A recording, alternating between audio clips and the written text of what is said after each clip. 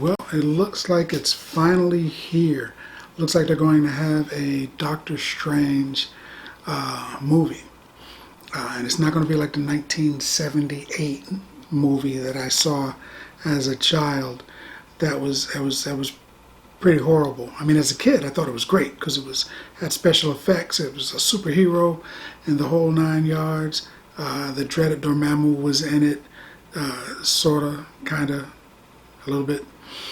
But now we have Benedict Cumberbatch, who is a outstanding actor. He was actually pretty good as the realization of Khan and Star Trek, the newer Star Trek movies. It was actually pretty good. He's got a kind of almost sinister thing about him that I think you need for a Doctor Strange. I don't think he should be, the happy-go-lucky guy, comic book type guy. He should be, a little bit on the edge of sinister. I mean, he's dealing with monsters and demons and demigods and wizards and vampires and werewolves and this such. His foe is on the supernatural. So what you've got is Doctor Strange is literally a doctor. He was a neuroscientist, if I'm not mistaken. But either way, he was He was a doctor. Let's say that. He was a doctor, and he worked for like really, really rich people, and he was paid well, and that was really his only concern at that time. An accident happens where his hands are damaged and he's unable to perform these complex surgeries anymore. He goes through all of his money, his millions or whatever he's got. It goes all through his last penny to try to find a cure. He cannot. So he hears about the Ancient One, a monk type individual that lives up in like the Himalayas, and he travels there with the last little bit of money that he's got. And he goes there and he begs for his hands to be healed, and in doing so he realizes that magic exists.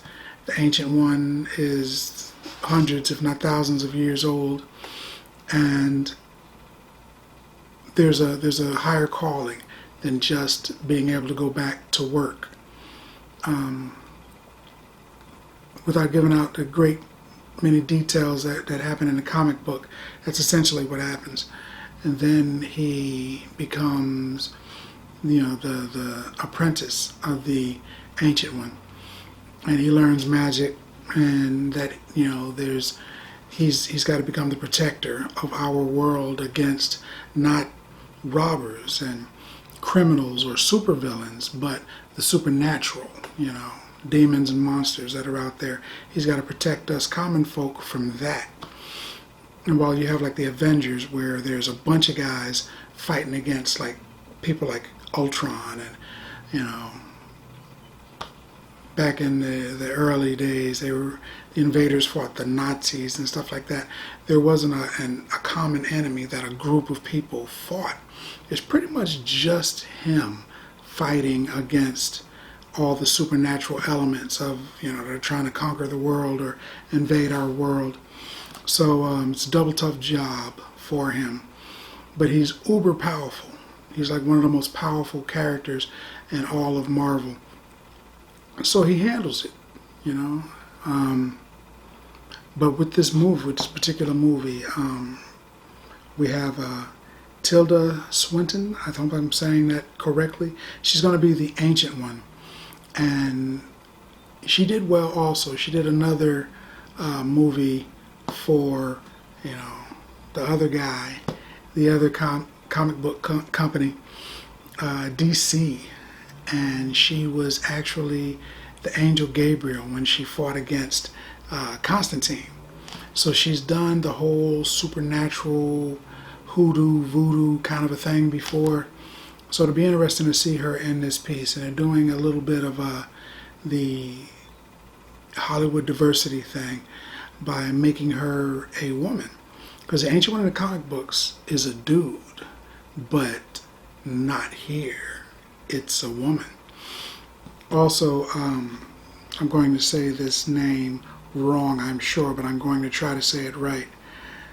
Chiwetel Ejiofor. Something like that. The guy from 12 Years a Slave. He's in it as Dr. Mordro, who's one of Doctor Strange's primary villains, at least in the beginning he was. And he's an incredible actor. I mean, the actors that they have here in this movie are upper level. So I think that they took their time to make sure that they were going to get exactly what they wanted in this movie, and it looks like it's going to be a acid trip / horror movie / superhero movie all balled into one. I'm really excited about this. Doctor Strange for a long time was one of my favorite characters, and I'm really interested to see it.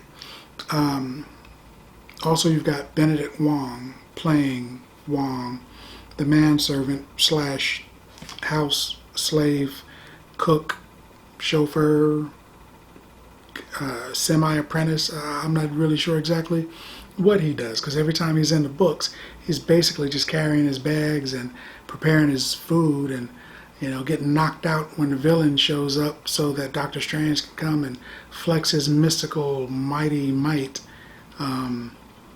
But it's going to be interesting to see how they portray Wang and Wong in this one. Scott Adkins, Kung Fu Chop Saki type guy, is going to be in here. He usually is in, he's most famous for playing Borka in the Undisputed series. Muscular, athletic, Kung Fu type guy. And I'm wondering what he's going to be. I don't know. I'm interested. I'm curious to see what they're going to do with him. They mentioned chakra, which is cool, kind of cool. It's like your inner power type of a thing. They show an astral form. You know, Doctor Strange gets hit so hard, his like astral form pops out.